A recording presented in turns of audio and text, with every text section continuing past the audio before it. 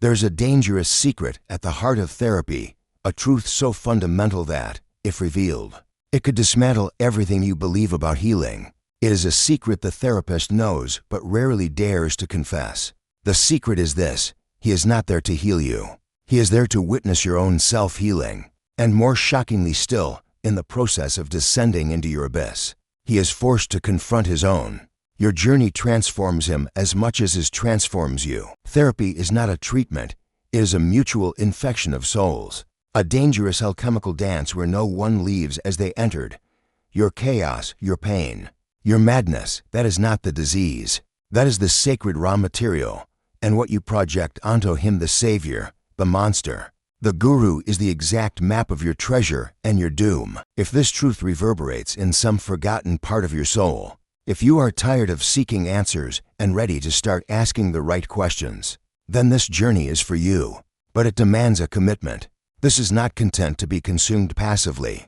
Therefore, before we proceed, make this a ritual. Subscribe to the channel as an act of commitment to your own depth. Activate the bell so you don't miss a single step of this exploration. And leave a like as a sign that you are ready to look into your own shadow. In the comments, write the word journey so that I know you have accepted the invitation. Once that is done, take a deep breath. The descent begins now. In the silent theater of the human psyche, we play ancestral roles, and one of the most seductive, for both the seeker and the one who offers help, is the archetype of the master and the disciple. The patient, drowning in their suffering, projects onto the therapist the image of an omnipotent parental figure, a holder of hidden truths. The guru who possesses the secret map out of their personal labyrinth. It is a childish longing, an echo of the child who once believed that adults had all the answers. To surrender one's own power, one's own responsibility for the journey,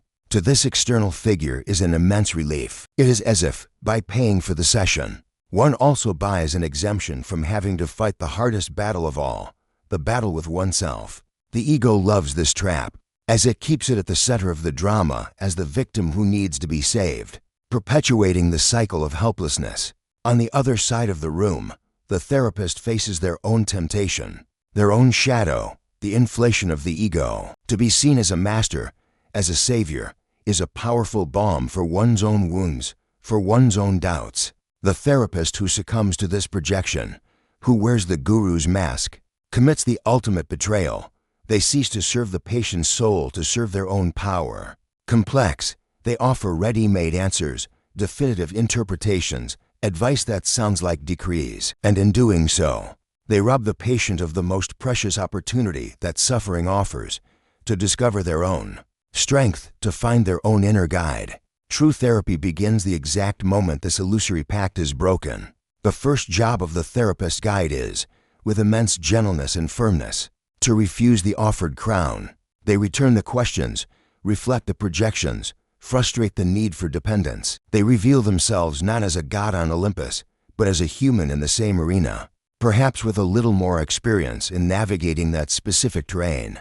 They deconstruct themselves as an authority, so that the patient can begin to build their own internal authority, the authority of the self. This act of deconstruction is painful for both. The patient feels abandoned, betrayed in their expectation of being passively cared for. The therapist must deal with the anger and disappointment that this frustration generates. But it is in this vacuum, this space where the false master dies, that the true encounter can be born. It is the first and most crucial step in transforming therapy from a power relationship into a journey of partnership. When the illusion of the master dissolves, something much more complex and potent takes its place. The dialectical encounter. The therapy room ceases to be a place of instruction and becomes a vas hermeticum, a sealed alchemical vessel, where two psyches enter a process of mutual transformation. Carl Jung was categorical in stating that the therapist cannot expect to transform the patient without being transformed themselves. It is a force field, a third entity born from the interaction, the relationship itself. This relationship is alive, pulsating, and becomes the microcosm where all of the patient's relational patterns will be reenacted. The way they relate to the therapist with fear, with idealization, with anger, with seduction is a direct mirror of how they relate to the world, to their parents, to their partners, and ultimately, to themselves. The therapist does not observe this from a safe distance. Like a scientist looking through a microscope, they are inside the experiment. They are affected, provoked, touched in their own complexes. Absolute neutrality is a fiction. The true tool is not neutrality, but awareness. The therapist's guide is constantly engaged in an internal dialogue. What is this person awakening in me? What part of my own history is being activated right now? Is this feeling mine, his, or is it something we have created together in this space? It is an incredibly demanding work of psychic discrimination. The healing happens not because the therapist has the correct interpretation, but because they can survive the emotional storms projected onto them without retaliating, without defending themselves, without abandoning the field. They act as a container, offering a stable presence that allows the patient to experience their most terrifying emotions in a safe environment, perhaps for the first time in their life. If the patient projects the fury of a critical father, the therapist does not become the critical father, nor do they shrink like a frightened child. They receive the fury, name it, and return it in a metabolized form. As a question, this anger seems immense. Where does it come from? In that moment, the dialectic occurs. The pattern is broken. The patient does not find the expected reaction and is forced to confront the origin of their own feeling. This process is slow, non-linear. It is a dance of approach and withdrawal, of revelation and concealment. The therapist needs to be fluid, able to be as firm as a rock one moment and as receptive as water the next. They are a dance partner who does not lead, but responds to the patient's movements, helping them to find their own rhythm, to transform their clumsy steps into an authentic expression of their soul. The distinction between a guide and a guru is the difference between liberation and imprisonment. The guru offers certainties, dogmas, a closed system of belief. He says, "This is the path. Follow me and you will be saved." His authority is based on the supposed possession of a universal truth that the disciple must accept. The guide, in contrast, operates from uncertainty. He does not possess the map of the patient's territory. No one does. Each individual's psyche is a unique universe with its own mythology, its own symbols, its own monsters and treasures. The guide is someone who has, perhaps, traveled extensively through their own inner territory and learned to use certain navigational tools, the compass of dreams, the sextant of symbols, the cartography of archetypes. Their function is not to tell the traveler where to go, but to help them learn to read their own map, which reveals itself with every step of the journey. He is a facilitator. He creates the conditions for the patient's process to unfold. Imagine the unconscious as a vast, dark forest. The patient is lost in it. The guru would say, "Come, hold my hand. I know the only way out." He creates dependence. The guide, on the other hand, sits with the patient at the entrance to the forest and says, "This forest is yours. I cannot enter it for you, but I can offer you a lantern. I can teach you to recognize the tracks of animals and the sound of the wind in the trees. I can stay here at the entrance as a safe base to which you can return when the darkness is too much. But the exploration, the courage, the journey, those are yours." The guide works with what emerges from the patient. He does not impose his agenda. If the patient brings a dream, the guide does not interpret it with a dictionary of symbols. He asks, "What does this symbol mean to you? What feeling does this image bring you?" He amplifies the patient's material, connecting it to myths, fairy tales, archetypal patterns, not to give an answer, but to enrich the mystery, to open new doors of investigation. He empowers the patient to become the expert on their own psyche. His success is not measured by how much the patient admires him, but by how much the patient comes to trust themselves. The role of the facilitator is, in essence, a role of profound humility. It requires the therapist to leave his ego, his theories, and his desire to fix the other outside the door. He radically trusts the process of the psyche, the innate tendency of the individual towards wholeness, the teleology of the soul. He is merely a midwife, helping to birth something that was already gestating within the patient. And like any good midwife, he knows that the credit for the birth is not his, but belongs to the life that manifests through his hands. No metaphor describes the depth and complexity of the Jungian therapeutic process, as well as the ancient art of alchemy.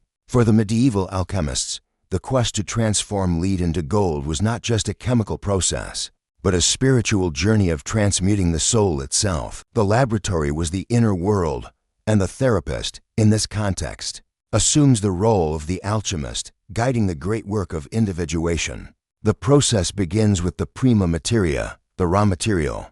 In therapy, this is the patient's pain, their depression, their anxiety, their chaos, their symptoms. Society, and often the patient themselves, sees this as garbage, something to be disposed of as quickly as possible. But for the alchemist of the psyche, this is the most precious substance. It is the lead, the base from which gold can be created. The first stage of the work is the nigredo, the blackening. It is the phase of putrefaction, of dissolution. In therapy, it is the moment of descent into hell, the confrontation with the shadow. It is when the patient must look at everything they have repressed, their anger, their envy, their sexuality, their failures. The therapist alchemist does not offer an escape. They help to heat the cauldron, to intensify the fire of conscious confrontation, knowing that the old structures of the ego must be dissolved, burned to ashes, for something new to emerge. It is the most dangerous and painful stage, the dark night of the soul. After the nigredo, if the process is successful, emerges the albedo, the whitening. It is the purification that comes after catharsis. The ashes are washed by understanding and forgiveness. The patient begins to see themselves more clearly, to discriminate what is theirs from what has been projected onto them. There is a feeling of cleanliness, of lightness. It is the emergence of a new consciousness, still fragile, like the first light of dawn. The albedo is followed by the citrinitis, the yellowing. This stage represents the sunrise, the arrival of wisdom. It is no longer just an emotional purification, but an intellectual and philosophical understanding. The patient begins to extract meaning from their suffering. They see the patterns, the archetypes in their story. They transform their personal pain into a narrative with purpose, connecting their individual journey to the great human drama. Wisdom is born from the integration of the dark experience. Finally comes the rubedo, the reddening. It is the final phase, the creation of the philosopher's stone. The union of opposites coniunctio oppositorum, the conscious and the unconscious, the masculine and the feminine anima, animus. Spirit and matter are no longer at war. They dance together in therapy. This represents the emergence of the self, of wholeness. The patient is not cured in the sense of being perfect. They are complete. They are able to live their life with all its contradictions, embracing both their light and their shadow. The therapist, as an alchemist, does not create the gold. They merely provide the vessel, control the fire, and know the signs of transformation, humbly serving a mystery that is far greater than themselves. We live in a civilization that idolizes the answer, the quick fix, the top 10 secrets to happiness. Uncertainty is seen as weakness. In this context, one of the rarest and most potent qualities a therapist guide can offer is what the poet John Keats called negative capability, the ability to remain in uncertainties, mysteries, and doubts without any irritable reaching after fact and reason. The therapist who cannot tolerate not knowing will inevitably and prematurely shut down the patient's psychic process. They will fill the silence with theories, offer interpretations that serve more to alleviate their own anxiety than to illuminate the other's soul. They will turn the living mystery of the psyche into a technical problem to be solved, killing the magic in the process. The psyche has its own time, its own rhythm. It does not operate on the linear logic of the conscious mind. The seeds planted in therapy may take months, or even years, to germinate. The therapist guide knows this. They learn to sit comfortably in the chaos, in the confusion, in the apparent lack of progress. They trust that beneath the stagnant surface, tectonic forces are moving. Sustaining the tension of opposites is fundamental. The patient arrives divided. I love and hate my partner. I want to change, but I'm afraid of change. The natural tendency is to choose one side to relieve the anxiety. The unprepared therapist might inadvertently push the patient toward a decision. The guide, however, helps the patient hold this tension. They say, let's stay with this contradiction. Let's explore both sides. What does the part that loves have to say? And what does the part that hates need to express? It is by sustaining this tension that a third way, A transcendent solution that was not visible before can emerge. This is what Jung called the transcendent function. Silence, in this context, becomes a powerful tool. It is not an empty silence, but a silence laden with potentiality. It is the space where the patient's unconscious is allowed to speak. In a noisy world that demands constant productivity and extroversion, the offer of a silent, non-judgmental space where nothing needs to be resolved immediately is one of the greatest healing gifts. The therapist who has the courage to say "I don't know" is not admitting incompetence. On the contrary, they are demonstrating profound wisdom and immense respect for the mystery of the soul. They are communicating to the patient, "We don't need to have all the answers right now. We can trust the process. We can stay together in this darkness, in this confusion, until a light, coming from within you, turns on." This attitude models for the patient a new way of relating to themselves, one based on patience, self-compassion, and faith in the intrinsic wisdom of their own psyche. The archetype of the wounded healer is central to understanding the therapist's psyche, and the very nature of healing, originating in the myth of the centaur Chiron, the greatest healer in Greek mythology, who could not, however, heal his own incurable wound. This archetype reveals a paradoxical truth. It is through our own wounds that we find the capacity to heal others. A therapist who presents themselves as a perfectly resolved being, a model of unshakable mental health, is a dangerous fraud. Their apparent perfection creates an insurmountable distance, making the patient feel even more inadequate and flawed. The true therapeutic connection is born not from strength, but from shared vulnerability. This does not mean the therapist should use the session space to vent about their own problems. That would be an abusive role reversal. Vulnerability here is a quality of being, not an act of confession. It means the therapist must have an intimate and ongoing knowledge of their own shadows, their own wounds, their own alchemical lead. They must have made, and continue to make, their own journey through the dark night of the soul. It is this first-hand experience with suffering that grants them authentic empathy. They do not look at the patient's pain from a theoretical perspective, but recognize it as familiar territory. They know what it's like to feel lost, desperate, fragmented. And because they know this territory in themselves, they do not fear the other's darkness. They can accompany the patient on their descent into hell because they have already made their own descent and know that it is possible to return. The therapist's wound, when conscious and worked through, becomes a source of intuition. They can feel, in their own body and psyche, the resonances of the patient's material. The other's pain touches their own wound, and this resonance gives them valuable information that the rational mind alone could not grasp. They learn to use themselves as an instrument of diagnosis and healing. Furthermore, the therapist who is in touch with their own imperfection is less likely to fall into the trap of ego inflation or to make moralistic judgments. They know that the line separating the sane from the sick is thin and permeable, and that we all carry within us the potential for both light and darkness. This humility creates an environment of radical acceptance, where the patient feels safe to reveal their most shameful and shadowy parts. The wounded healer does not offer a miraculous cure. They offer something far more precious, supportive companionship on the journey through pain. Their implicit message is not "I can fix you," but rather "I am wounded too. I survived. You can too."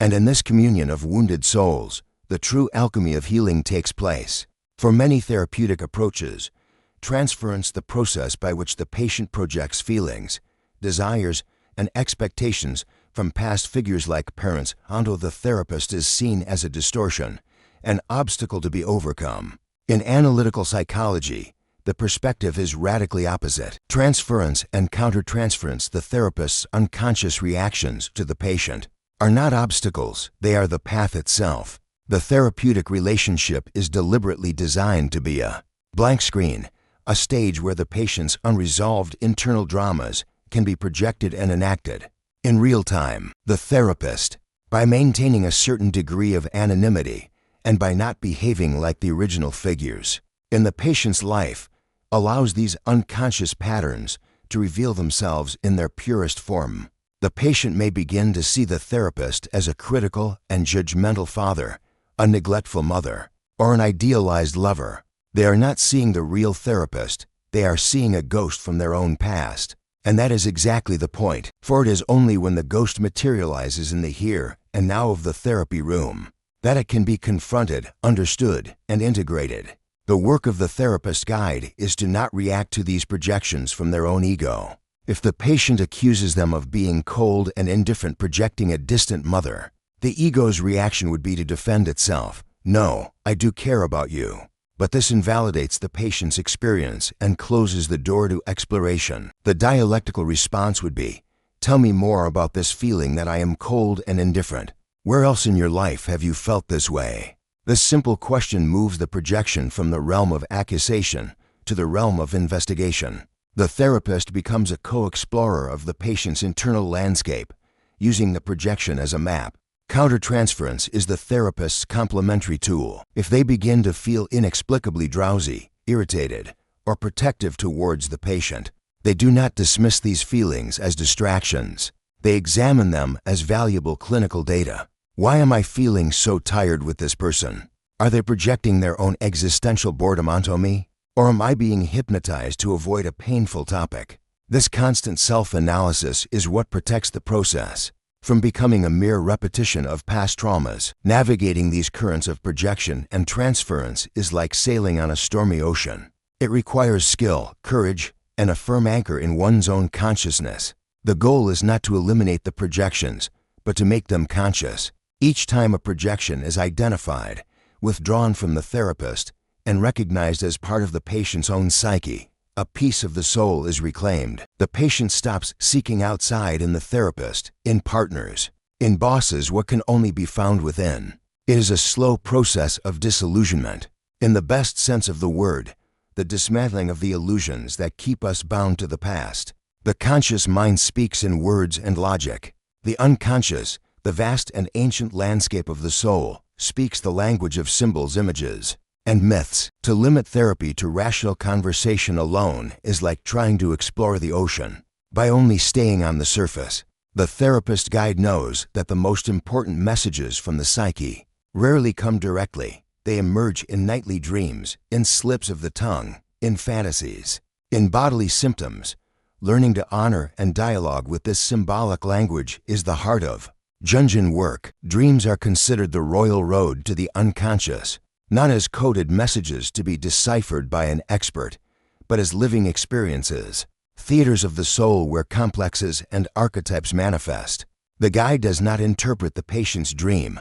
They help the patient enter the dream. If you were that frightening figure in your dream, what would you say? If you could go back to that landscape, what would you do differently? The dream is not about the past. It is a commentary on the present situation of the psyche and points toward future potentials. It reveals what the one-sided consciousness of the ego is ignoring and shows the path toward compensation and balance. The work with symbols goes beyond dreams. The therapist might use sand trays, sand play, clay, paint, or drawing to allow the patient to express what cannot be said in words. In these creative acts, the unconscious has a direct line to manifest itself. A figure placed in the sand tray, a color used in a painting, can reveal the core of a conflict with shocking clarity. The therapist's function is to create a safe and non-judgmental space for this expression, and then to help the patient reflect on what has emerged without imposing meanings. Active imagination is an even deeper technique. It is a method of conscious dialogue with figures from the unconscious. The patient is invited to enter a meditative state and focus on an image from a dream or a mood. They then allow the image to move, to speak, and they respond to it, as if in a real conversation. It is a way of deliberately and consciously descending into the inner world, not to control it, but to learn from it. It requires a strong therapeutic alliance and a healthy ego so as not to be overwhelmed by the material that emerges. By working with these methods, the therapist is teaching the patient a lifelong skill, the ability to relate to their own depth. They are demystifying the unconscious, showing that it is not just a basement full of monsters, but an inexhaustible source of creativity, wisdom, and renewal. They are, effectively, reconnecting the patient to their own soul. In our extroverted, action-oriented culture, silence is often perceived as a vacuum and awkwardness, a sign that something is wrong. In deep therapy, silence is the opposite. It is a presence, a fertile space, a continent of possibilities. A therapist who has not learned to master the ethics and art of silence will never be more than a skilled conversationalist. The most powerful intervention, at many crucial moments, is precisely not to intervene. Therapeutic silence serves multiple functions. Firstly, it reverses the usual social dynamic. Outside the consulting room, silence in a conversation usually prompts someone to fill it quickly to relieve the tension. By refusing to do this, the therapist creates a gentle pressure that invites the patient to go deeper, to search for something more authentic to say, rather than resorting to platitudes. It is in the silence that the truly important material, which was just beneath the surface of conscious chatter, has a chance to emerge. Secondly, silence is a sign of profound respect. It communicates to the patient, "I trust your process. I do not need to fill every moment with my wisdom. I am here, fully present, waiting for you. The time is yours." This act of patient waiting can be incredibly healing for individuals who have spent their lives being interrupted, rushed, or having their experiences invalidated. For the first time, they are allowed to have their own rhythm, to find their own words, no matter how long it takes.